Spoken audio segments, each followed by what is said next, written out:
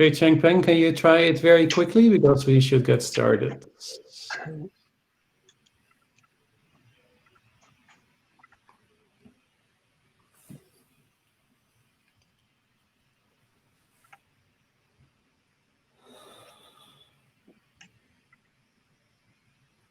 Okay.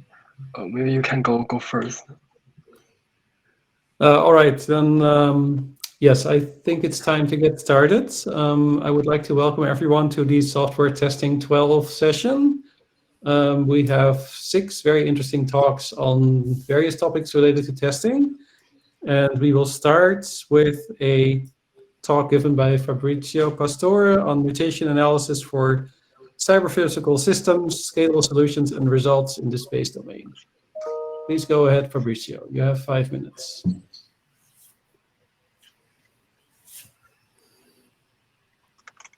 Okay, can you see my screen? Yes. Okay, hello. I'm Fabrizio. I'm from the University of Luxembourg, and I present our journal first paper about mutation analysis for cyber-physical systems, and this is a work done with Oscar Corneo and Lionel Briand. What I present is one of the results of a project funded by the European Space Agency that aims at assessing the quality assurance practices and improving them. And it involves GomSpace Luxembourg and LuxSpace, which are producers of nanosatellites and microsatellites. The motivation for the project is that software failures have a high impact on space missions. And software testing is prevalent in validation and verification practices. Therefore, we need to assess that the testing is thoroughly performed. And since coverage adequacy is already part of standards, what remains to be done is to apply mutation analysis. Mutation analysis is well known in the community, and it aims at measuring the percentage of injected faults that are detected by a test suite. Unfortunately, the presence of equivalent and redundant mutants affect the pertinence of the mutation score as an adequacy criterion. And at the same time, scalability issues makes mutation analysis inapplicable to large systems like these space software cyber-physical systems. In the literature, there are solutions to address these problems, but most of them are inapplicable to this context for various reasons. And there is also the lack of an integrated pipeline combining all of these solutions. What we did in our work is to develop a pipeline that we call it MAS, that integrates variations of the existing approaches and new solutions. In the pipeline, first we collect test execution data, that is code coverage. Then we create mutants by relying on the mutation operators considered as most useful in the literature. Then we compile mutants and we retain the mutants that are successfully compiled. Then we remove equivalent and duplicate mutants based on compiler optimizations, which is a standard practice. And then we perform mutant sampling. That is, we sample a mutants, we execute the test cases, and then we proceed to a number of mutants have been sampled, and we stop when we have statistical guarantees about the accuracy of the mutation score. And this is a key contribution of our work. So basically, imagine that you have a true mutation score that is around 65%. And when performing mutant sampling, the more mutants you sample, the closer you get to the actual mutation score. But we don't need to be perfect. And therefore, thanks to statistics, we can compute a confidence interval that captures a range that has a probability of including the estimated mutation score. And then what we can do is to apply a fixed width sequential confidence interval method, FSCI, which is a statistical method, which means simply that we have to stop sampling when the confidence interval is small enough. In our case, we stop when the estimated mutation score and the actual one might be at most 5 percentage points from each other. So this is the approach that we apply to sample mutants. We also execute only a subset of the test cases that is prioritized. We updated the formula for the mutation for the confidence interval to take into consideration that. Then we discard likely equivalent mutants based on code coverage. Based on our experiments, the mutants that have the same coverage profile should be considered as equivalent, and we Then we have the live non-equivalent mutants and the killed mutants. We use this information to compute the mutation score. And then the live non-equivalent mutants can be inspected to perform mutation testing. We have performed an empirical evaluation to evaluate all the steps of our pipeline. Our evaluation is with the case study subjects that include the largest ones so far considered in the literature. We have a control software, for example, for a satellite system. Among our results, what I can report is that compared to literature that is uniform sampling and uniform fixed size sampling, FSCI is the approach that leads to the smallest set of mutants and provides accuracy guarantees. Also, concerning addressing scalability issues, test cases selection and prioritization alone do not provide tangible scalability benefits, but FSCI is the approach that provides the largest benefits. The execution time of the mutation analysis is reduced by 75% in median. And combined with test cases selection and prioritization, we have a reduction time of approximately 80%. And our approach makes mutation analysis feasible with the largest system that we have, which means we can perform a mutation analysis in half a day with 100 nodes in a grid infrastructure, which are many, but for such projects, you can afford the cost. And otherwise, without our approach, it wouldn't be feasible in 100 days. To conclude, some practical benefits, we discovered cases in which there was a lack of oracles. We reported missing test cases for exception handling code. We detected incomplete verification of math formulae. And we discovered a few software faults, including integer overflow and faulty Boolean expressions, which is interesting considering the safety critical nature of these software systems. So this concludes our presentation. It's a journal first paper and it's available online. We have a website where you can also find the links to other software tools that we developed. Thank you very much, Fabrizio. We will hold questions until we're done with all the talks. But now we will move on to the second talk, which will be given by Marcos Begiato, using natural language processing techniques to improve manual test cases. Okay, I'll share my screen. Can you see my screen? It's coming up, yes, I can see it. Yeah. Okay, great. Hi everyone, my name is Marcos. And today I'm going to talk about our work on using NLP techniques to improve manual test case descriptions, which was done in collaboration with Prodigy Education. So since software testing remains a manual activity in several industries because of different challenges to automate tests, test cases are often described in natural language only.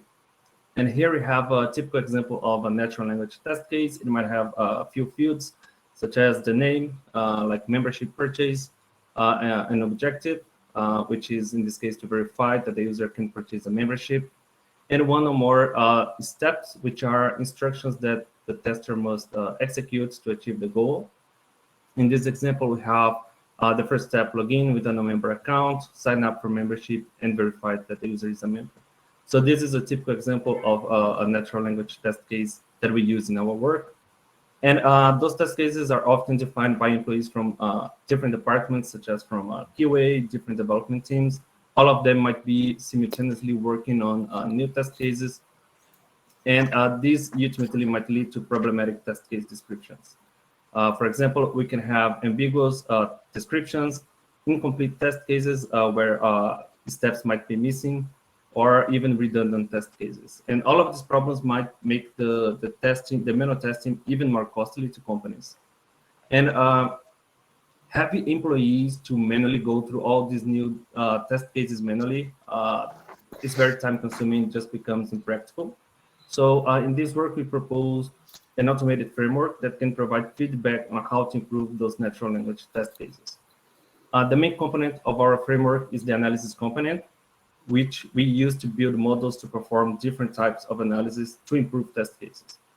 At this moment, I have three main analyses here. The first one is about provides recommendation to improve the terminology of a test case description. The second one provides recommendations about possibly missing steps in a new test case. And the third one identifies existing test cases which are similar to a new test case.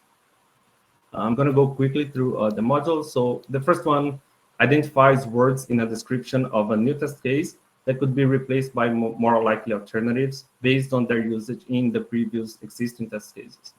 For example, if in a new test case you have this step, log into the game with the child account, this module suggests replacing child by either member, no member, or account. And we can see that if we use member or no member, for example, we're going to have a more clear step to be executed, which indicates the type of account that you need for this test case. We experimented with different statistical and neural language models to provide this type of recommendation. From the statistical side, we built different types of n-grams from unigram up to 5 gram.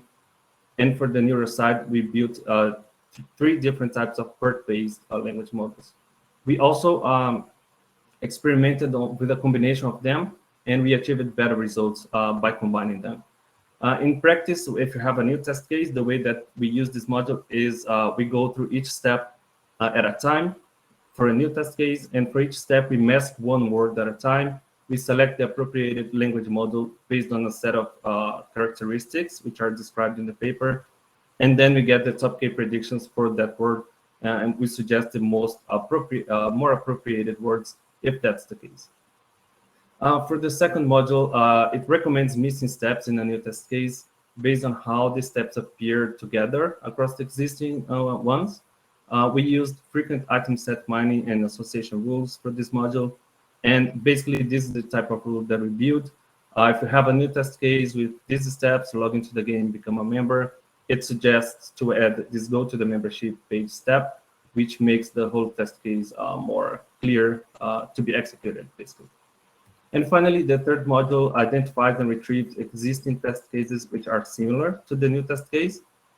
We use different types of text embedding, similarity, and clustering techniques, and all the experiments and results that we performed here can be found in our paper that we published last month in the TSE journal. Finally, we integrated our framework to our industry partners' data warehouse and cloud infrastructure for web application, which can be easily accessed by QA engineers and developers. The application has adjustable parameters to provide some flexibility to the user, and the recommendations can be automatically applied to the new test case. So to summarize, I just explained how different types of problems can affect manual testing, and presented the automated framework that we proposed in our work. Thanks. That's my presentation. Thanks, Marcos. We will hold questions until the end. And now we will move on to the third talk, which will be given by Changpeng Li on repairing order-dependent flaky tests via test generation.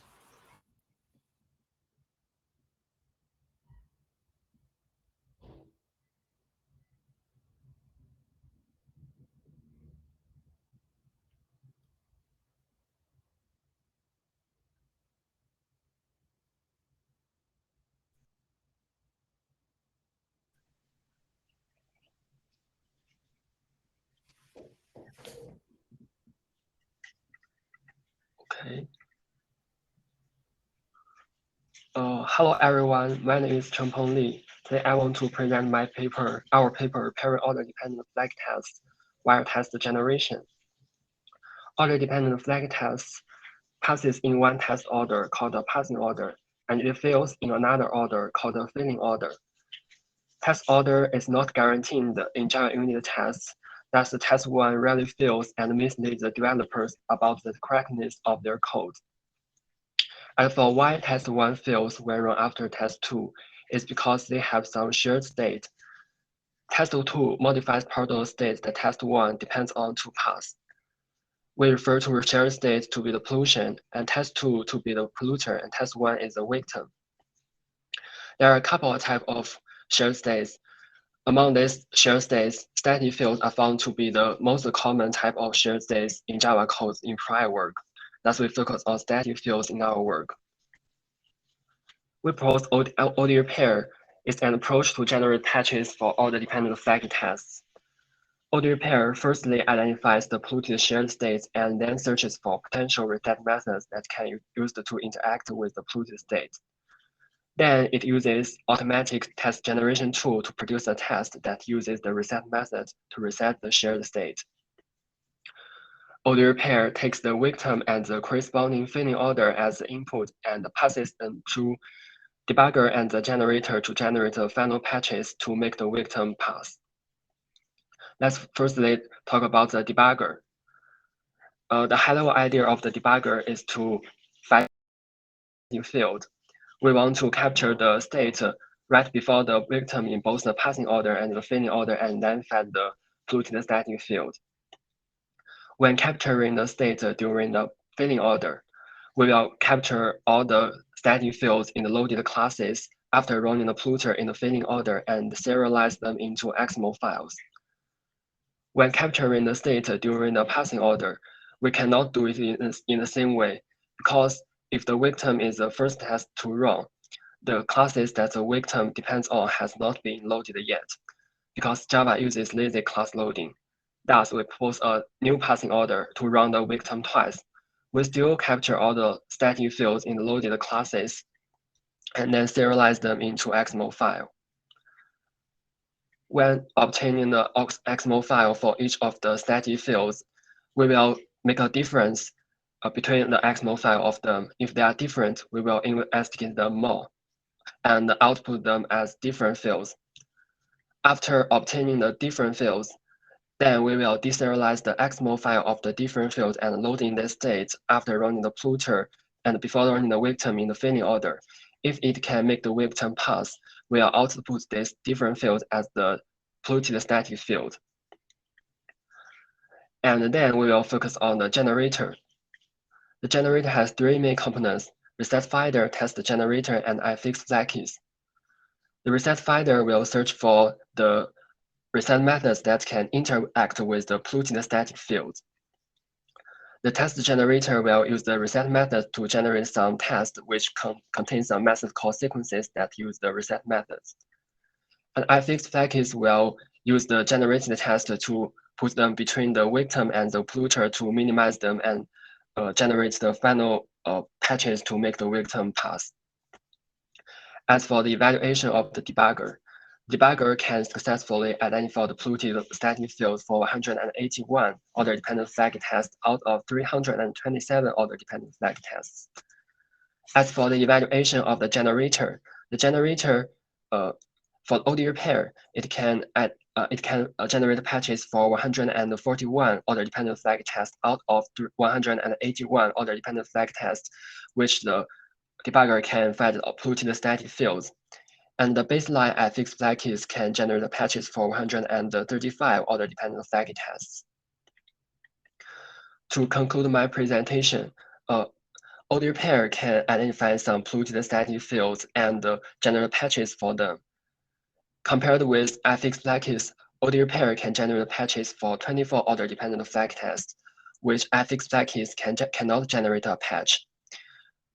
Our vision is that we can firstly apply ifix flag keys. If there are no cleaners, we will apply ODRepair. We believe these two techniques can be used complementary.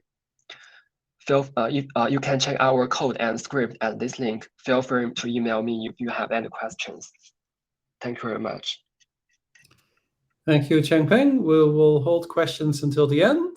And now we will move on to the fourth question given by Mingyuan Wu, one fuzzing strategy to rule them all.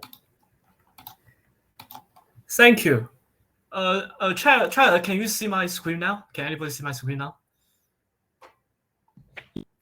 Okay, so hello everyone. Today our presentation is about a powerful fuzzing strategy named Havoc. It is integrated in many fuzzers as default without further illustration. So our target is to investigate the impact of Havoc. My name is Mingyuan Wu, and I'm a joint PhD student from SOSTECH and the Hong Kong University of Hong Kong, supervised by Professor Yuxin Zhang and Professor Heming Cui. So a group of fuzzers adopt a random search mechanism, namely Havoc, explicitly or implicitly to augment their edge exploration. And the workflow of Havoc is shown in this figure. So first, we select a seed from C-Corpus, then we use Havoc to generate new mutants. Overall, Havoc enables a mechanism, namely mutator stacking. Havoc first defines a stacking size for the applied mutators for each mutation. Accordingly, Havoc randomly selects mutators into the stack. Eventually, all the stack mutators are applied to the seed in order to generate a mutant.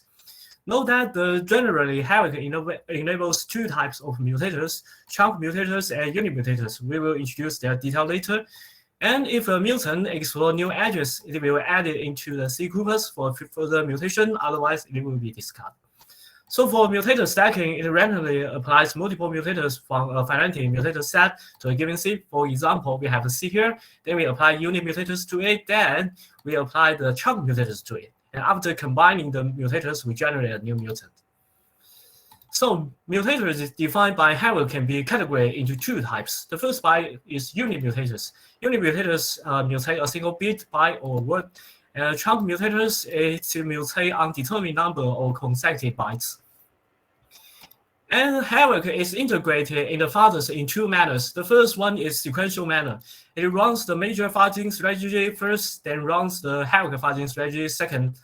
And the other one is parallel manner. It runs the major and Havoc in the same time, and it requires to synchronize the C-Corpus, for example, the hybrid fathers. So since the power of Havoc has not yet been fully explored, we raised our two research questions. And the first one is, how does Havoc perform on different fathers in terms of its default setup and mechanism? And the second one is, how does Havoc perform on different fathers under diverse setups? So we first introduced multiple fathers in our evaluation. For example, fathers with Havoc, FL, FL++, MOPT, FL, QSIM, and fathers without Havoc, which is news and antifuzz, and we also introduced the pure Havoc as independent fathers. And we also applied 12 projects commonly adopted by the original papers of our study fathers. And in our evaluation, we first find out that applying Havoc by the default setup can significantly improve the edge coverage performance of the study fathers. And we find out that Havoc is essentially a powerful father itself. Executing Havoc alone can achieve already significant performance. And executing Havoc for a longer time upon a fathers can potentially result in stronger edge coverage performance. And when the situation comes to diverse setups, the Havoc can also achieve a significant performance, and Havoc also plays a vital role in exposing potential program vulnerabilities. Furthermore, applying Havoc to different fathers potentially explore rather common edges. And according to our finding, we propose a new approach, Havoc map, which map refers to multi-unbounded. And we select a seed from the C-Corpus.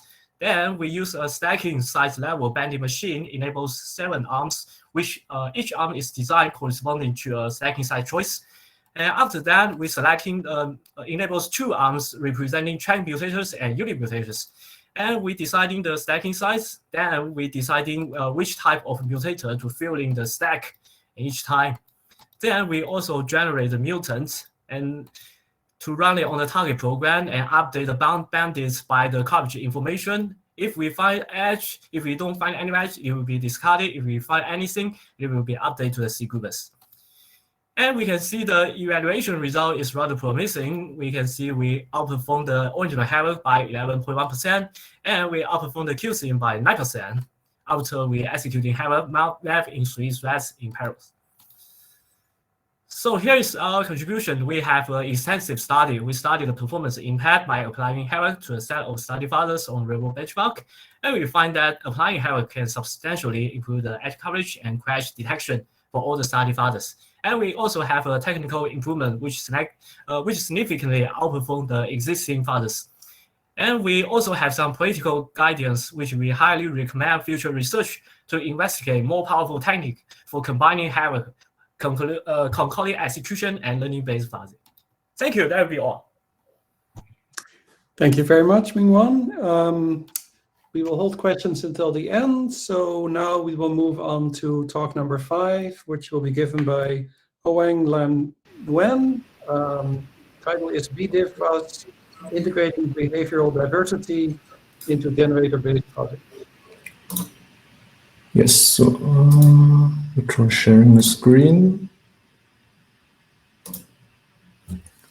Okay, so yeah, thanks for the introduction. I'll be talking about BDFuzz, integrating behavior diversity into generator-based fuzzing. And this is joint work with my advisor, Lars Kunzke. We're both from Humboldt-Universität zu Berlin. So in our work, we are targeting the problem of behavioral diversity. How can we produce test inputs that not only trigger many different branches, but also trigger them evenly often with diverse inputs? To illustrate this problem, let's consider the following 3 execution profiles, where the x-axis represent individual branches and the y-axis represent branch hit counts from unique execution traces.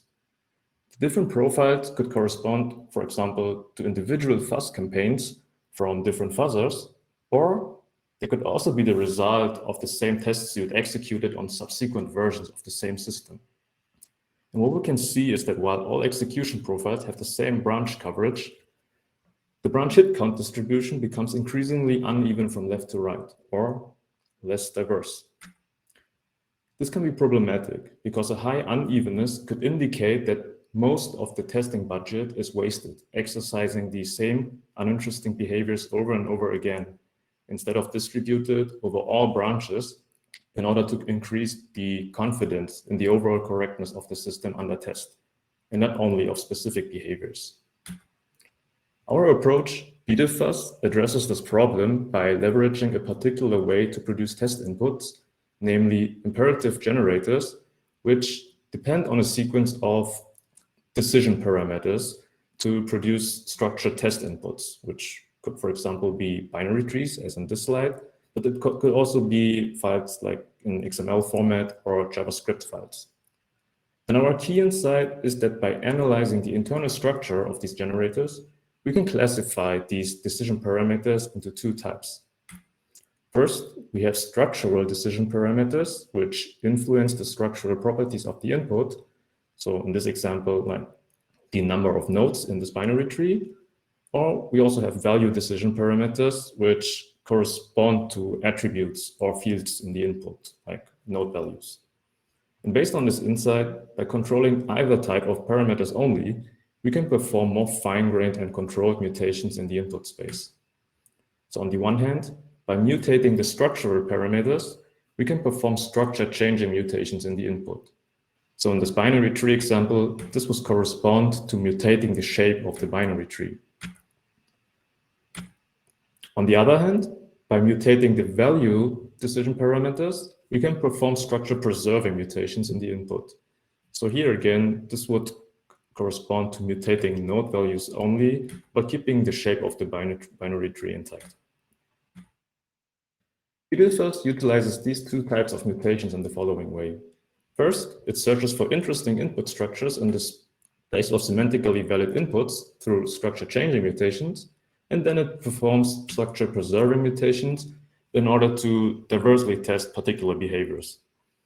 BDFuzz integrates this idea in a feedback-guided fuzzing loop in order to produce test inputs that not only increase coverage, but also improve the diversity of the branch execution distribution. In order to measure the behavioral diversity of a fuzz campaign, we propose to use Hill numbers, which is a popular biodiversity index from the field of ecology. In particular, we compute Hill numbers over the branch hit count distribution. The metric incorporates both the number of covered branches as well as the relative hit counts over all unique traces. And an important metric property of this metric is that for different orders of Q, it can be mapped to known metrics such as branch coverage or Shannon entropy. And what makes this metric useful is that it gives us a more insightful exploration profile of a fuzz campaign. Like, it would enable us to quantify the exploration bias towards particular behaviors. We have evaluated BDFuzz on these metrics against different approaches and have found that while BDFuzz not only improves coverage for some of the benchmarks, but further and more importantly, BDFuzz significantly improves behavioral diversity across almost all benchmarks. And this already brings me to the end of my talk. Our tool and evaluation package are available on GitHub and Zenodo. Feel free to check it out. Thank you. Thank you very much. And that brings us to the last talk of this session, which will be given by Anjiang Wei, preempting flaky tests via non-idempotent outcome tests. Hi, thanks for the introduction. Hi everyone, I am Anjiang Wei. I'm going to present my work on preempting flaky tests via non-idempotent outcome tests. This is joint work done by me and my collaborators, Paul, Zhengxi, Tao, Darko, and Wing. We're from Stanford, Peking, Illinois, and George Mason University. To begin with, let's first see one example of non-idempotent outcome test together. The test 0, is non-idempotent outcome because when we run the test twice, it passes in the first run but fails in the second. The second run fails because the assertion fails for comparing NumPy arrays. After analyzing the failure, we find that the root cause is actually in a function named 20 invoked by the test. The function takes several global variables as arguments, and the function 20 modifies the data in the NumPy arrays passed in, which are G2 and G3, corresponding to northing and easting in the function. The code in red changed those global variables because minus equal is an in-place operator directly modifying the data in a global NumPy array. And our proposed fix can avoid changing those variables by creating new arrays, thus making the arguments and global variables unchanged when invoking the function. On a high level, our fix avoids the function side effect. Developers merge our change and praise us, saying that this is a good change. In order to detect such non-idempotent outcome tests, namely NIO tests, we propose 3 different modes for detection. These 3 modes repeat tests at different levels. The isolated method mode repeats a particular test method in each run. If there are 3 tests, there will need to be 3 runs. The isolated class mode repeats all the tests from a test class in each run. In this example, there are 3 tests in total coming from 2 different classes. In the first run, it runs T1, T1, T2, T2. In the second run, it runs T3, T3. And the entire 3 mode repeats all the tests from a test suite, which can finish in 1 run. Our conclusion of the empirical evaluation is that all 3 modes can detect similar tests. Isolated method can detect the most, and the entire suite has the lowest overhead. For the reason why the results of different modes differ, please refer to our papers for details. Then you may be curious why we are interested in detecting and fixing NIO tests. To explain the motivation, I will begin with the definition of flaky test. A test is flaky if it passes or fails for the same code version. Flaky tests are harmful because they can mislead developers to debug non-existing faults in their recent change, and also reduce developers' trust in tests. In many testing frameworks such as JUnit for the Java language, the order of tests is not fixed, and prior work has found that a prominent category of flaky tests are order-dependent tests. There are several notions related with order-dependent tests. Here, test T1 is a victim and T2 is a polluter. If we run T1, T2, then both tests pass. But if we run T2, T1, then T1 will fail. Essentially, victims will fail when run after polluter due to the shared state. In this example, the variable X. Apart from the victims and polluters, there are also latent victims and latent polluters. Latent victims contain assertions that depend on the shared state, and latent victims are supersets of victims. Latent polluters modified shared state, and latent polluters are superset of polluters.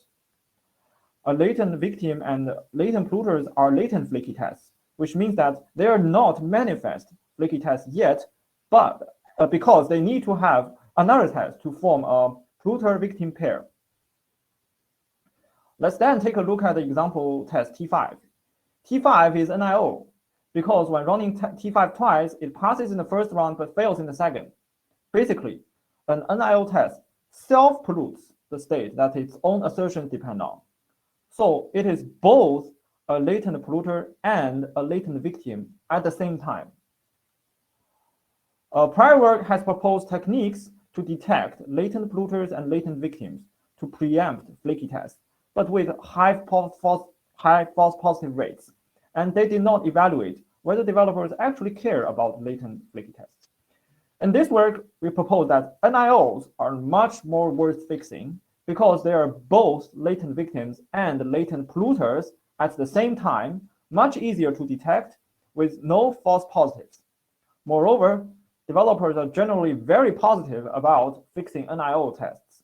For all the detected 361 NIO tests, we manually debug each one of them, and we fix 268 of them by opening pull requests. Up to 192 fixes have already been accepted by developers. To sum up, in this paper, we focus on non-idempotent outcome tests, which are tests that change from pass to fail when run twice in the same execution environment. We detect and fix NIO tests to preempt order-dependent flaky tests. NIOs are important because they are in the intersection of latent polluters and latent victims. We detect 361 NIO tests from open source, and a large number of the fixes have already been accepted by developers. Our dataset is publicly available. Thanks for your attention. Thank you very much, Anjong. I would like to thank all the presenters for sticking reasonably well to the 5-minute limit. I know that it's not easy at all. I would like to suggest that we handle questions via the chat. So if you have a question, and I encourage everyone to ask some questions, put it in the chat and put like the name of the author in there or a keyword from the title so that we know who should be answering the question, and then we'll just take them from top to bottom. And I see there's already 2 questions for Hoang, so I suggest that we start with those. Maybe the person asking the question can follow up if they have any questions or follow-up comments, but let's get started with those. Yeah, so the first question I've already answered in the chat. So my intuition why BDFAS probably did not find any more interesting bugs was that most likely our tool focused on improving diversity for code that has already been extensively fuzzed by previous approaches like test and probably even for longer fuzz campaigns. So perhaps it was less likely to find any new bugs there. So as for new bugs, I think it would be probably more promising to significantly improve more coverage to code that has never been fuzzed before by any of the other approaches. But this was not the case for our results. And regarding the second question, whether evenness of the test execution distribution is desirable. So having code that is always executed, like initialization code, yeah, I agree with that. That probably should not be included in the metric. So how this could be circumvented is by computing Hill number diversity over rare branches only. That is code that is not trivially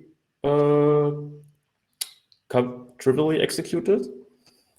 And in general, I think our approach would be, the use case for our approach would be for code that has never been fuzzed before. That would probably be a good use case because you would have no assumptions about which code to prioritize when fuzzing. And in that case, even distribution would be like the best bet. And third question, Q equals 1 is invalid. Good catch. So for Q equals 1, the equation becomes invalid because you have a division by 0. But the limit when approaching Q equals 1 approaches the exponential of Shannon entropy. I've also written that in the paper. If you want to check it out, you can follow up reading on that. Yeah, thanks. Thanks for the answer.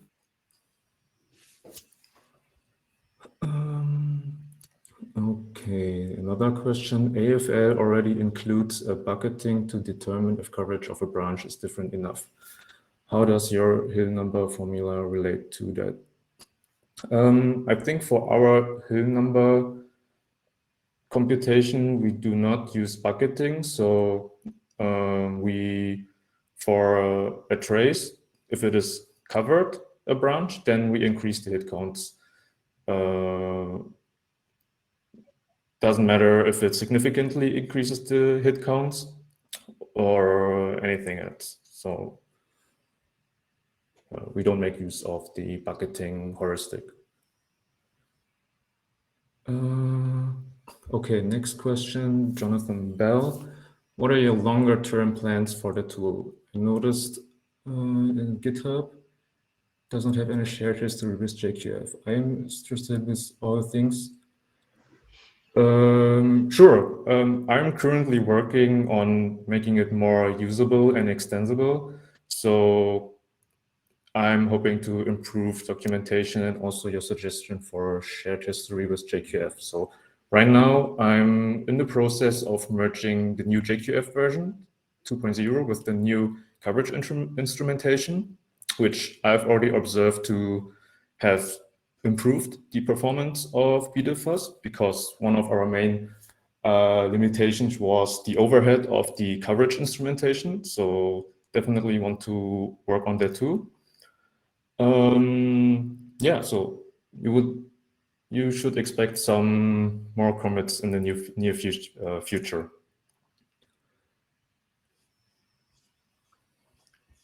I think maybe we should turn it over to the order-dependent flaky tests paper. There were a couple of questions about that.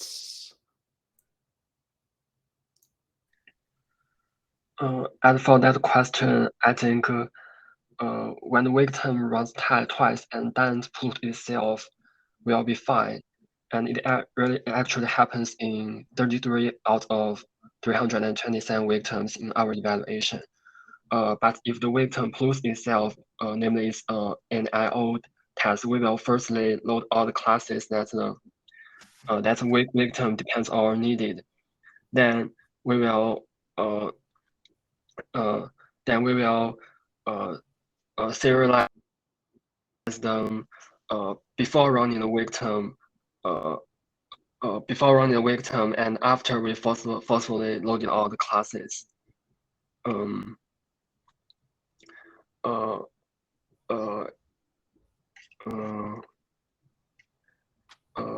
It's like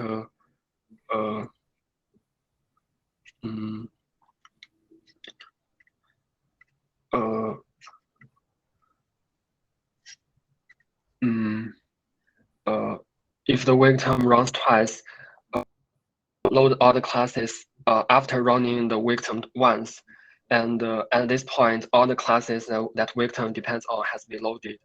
And when we capture the state, we will not run the victim. We will capture the state before running the victim, and at this point, not only the classes the victim depends on has been loaded, and we can also serialize. We can also capture the state at this point. Okay.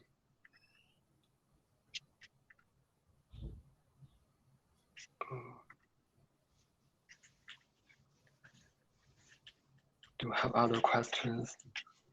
I think you have one more question. Yes, you've mentioned in the full video that serialization takes a long time. Do you really need to serialize all the program states, or is there any optimization that is possible for serialization? Actually, the serialization, the long time for the serialization open happens for one project named Apache Hadoop. If we exclude this one, it will decrease a lot. And for Apache Hadoop, actually we don't further polluting the static field for that, because it has exceed our timeout for 20 hours. I think it's because the states that need to be serialized or deserialized for the for the static fields in the Apache Hadoop is relatively high. And so what are the states? You mean all the program states, or just related to some classes? So what are you serializing? I'm serializing some. We're serializing all the static fields in the module. in the module of the Apache Hadoop. So all the loaded classes, right? Yes, all the loaded classes. Nice. Not all, but we also exclude some Native class. some Java, native or Java library classes. Okay. Thanks. Oh, thank you very much.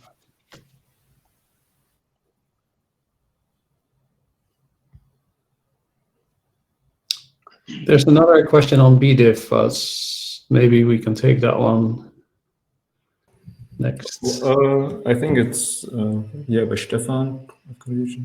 Yeah, so I will contact you on that. So I think maybe we will meet soon. So probably you are also with Marcel. So I've been in contact with him too.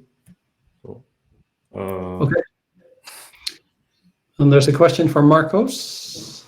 Yes. So the question is, how could you evaluate the effectiveness of your approach, whether the test cases are actually getting better or improving manual testing? So what we evaluated for our approach at this moment was if the models were performing well. Mainly in the case of the language models.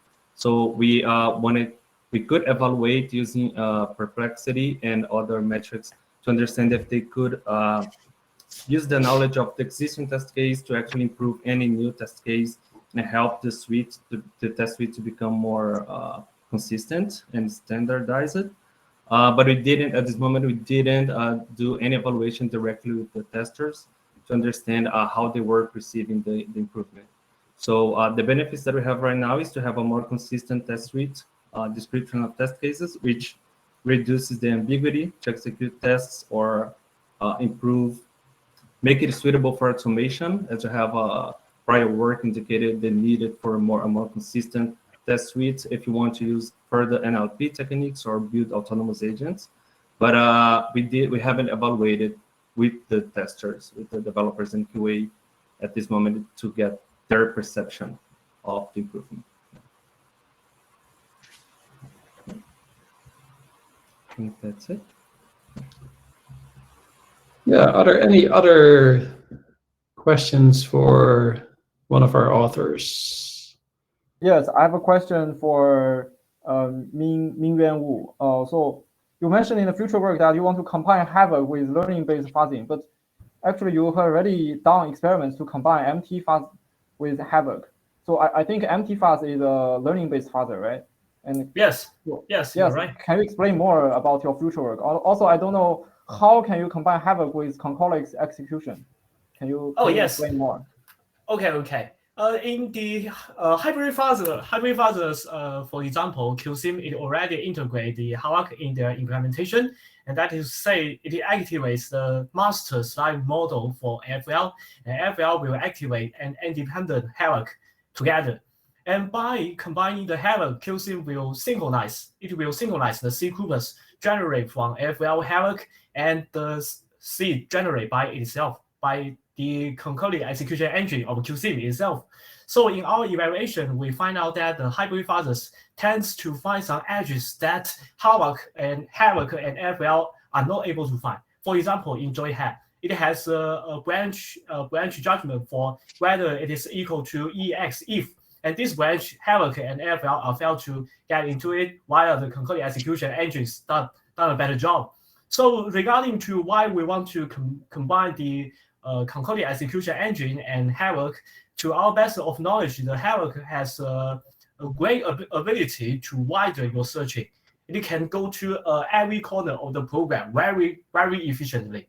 Then, however, we go to the every corner of the program doesn't mean we have explored the target program thoroughly. We still have to break the magic number for some tricky branch, and that is how the concurrent execution engines come.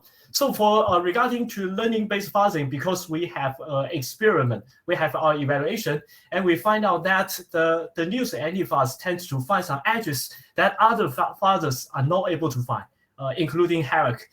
Their J-card distance is quite different for Muse and anti-fuzz.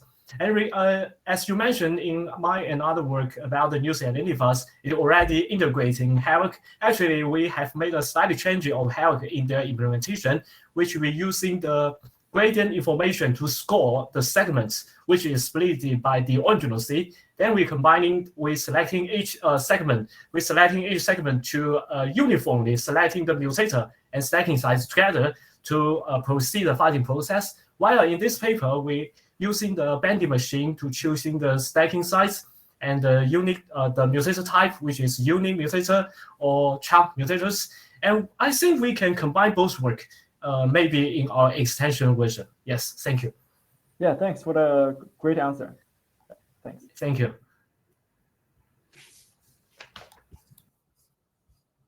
Question for Fabrizio.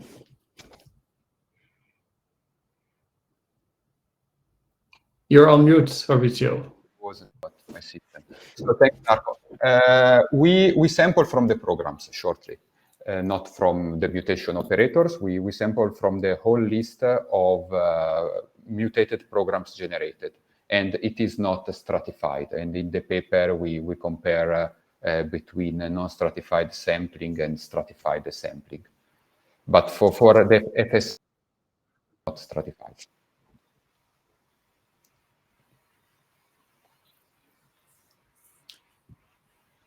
Any further questions for our authors?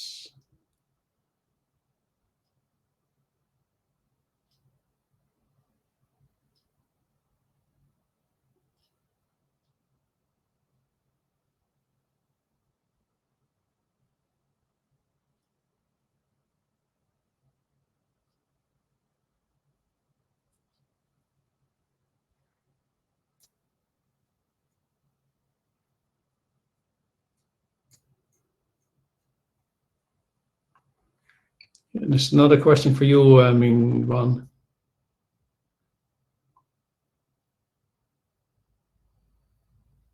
What have you integrate whether increase coverage comes from exploring more corner cases in the early pass stages or because the browser can reach deeper paths?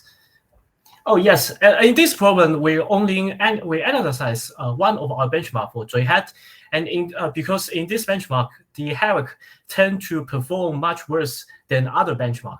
The QSIM with a concurrent execution engine do the best job in this benchmark, which called JHAT. And we tend to analyze the case here because the JHAT has some magic number, which is string comparison. It has multiple string comparison, and to stop the HAWK to explore such branches.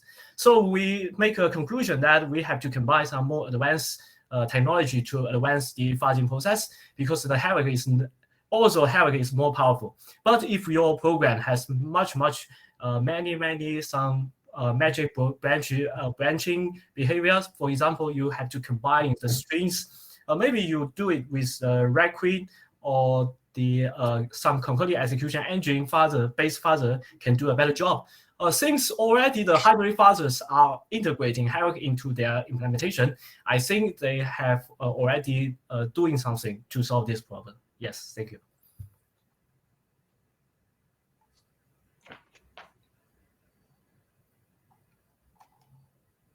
So another question for Chengpeng. Why not you just serialize just parts of the state up to some depth limit and compare that? And if it's different, then you are done. If it's the same, then you rerun with a greater depth limit. Do you think it will resolve the problem that you met with Apache Hadoop, that Apache project that you failed to serialize? Yes, we also envision to only serialize or deserialize only a part of the shared state, but I think that will help. But we right now we only apply to serialize and deserialize all the state of the only capture the state of the steady fields. We don't go in depth to only serialize part of the steady field, part of the state of the steady field. Help. Yes, thanks. Thanks for the answer.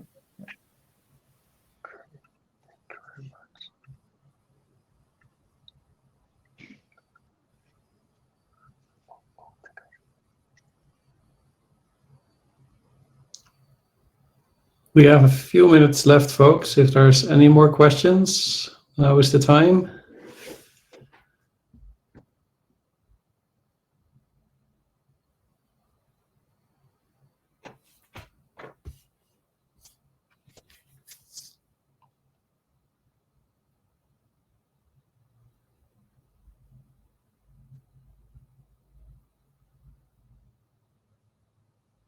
Maybe another question for Chengpeng.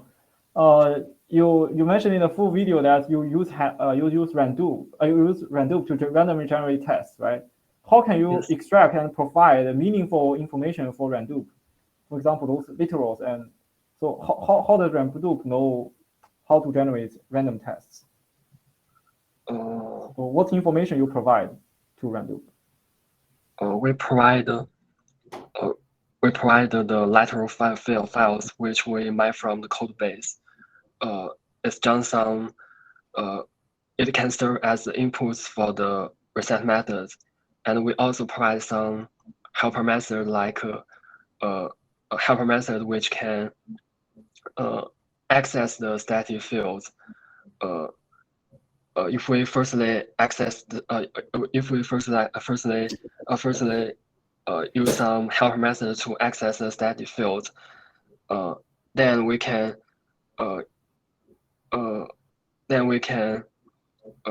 use that and then apply them with the reset methods to generate the patches.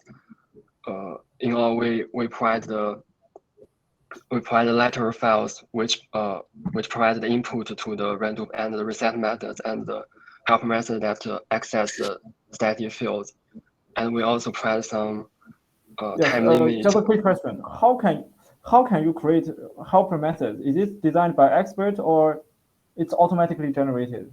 So how is helper methods generated? Is it extracted from the original code base? Yes, it's extracted from the code base, and normally it will returns the static fields. I see. So and also another question: if the pollution happens in third-party library, your approach doesn't work. Because in NIO, we find that we manually debug each case, right? And we find that actually for those pollution happening in third-party library, and if we want to clean that pollution, have deeply in the third-party library, and there is no API to clean that, then we fail. So I guess it's the same thing for OD repair, right? Do you think so? Yes, I think so. Do you mean so you test the invoke some polluted cell? Yeah. Oh no. It's more. The question is more general. You can invoke some. You can import some package from third party, right? From other libraries, and the pollution happens in the imported code, and the imported library doesn't have a clean method, so you cannot even clean that.